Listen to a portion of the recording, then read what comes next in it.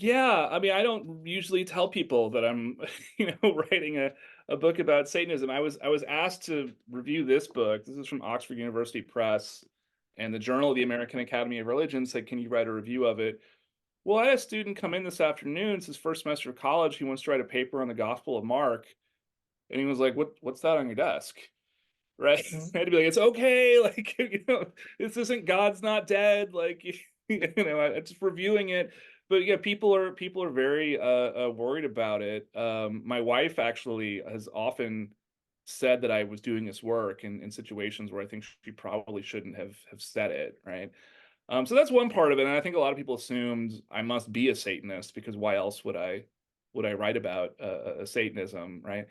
The other thing that's come out of it is Satanists don't work well together. They don't play well with others, and some ex-members of the Satanic Temple are really dedicated to just sort of burning down the Satanic Temple on the internet, right?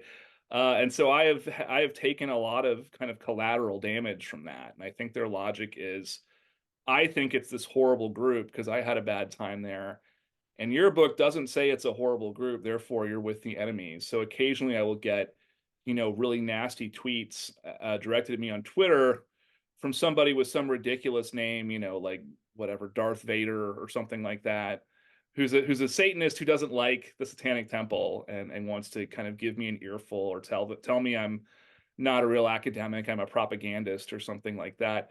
That is actually pretty common for anyone in my field who does new religious movements. These groups are controversial, and so a lot of people will make that assumption that if you didn't totally bash the group, you must be, on the payroll or something like that. So, yeah, I get heat from Christians, I get heat from Satanists. It's not fun. Yeah, that's like the life you sign up for. Yeah, it's funny because when I actually got this book, I remember my wife looking at like the Amazon account. She's like, "Are you okay? Like, what are you doing?" I'm like, "It's not what you think," because I'm a Christian too. But it was just funny, almost having to explain yourself to be like, I just like studying religion. I like social studies.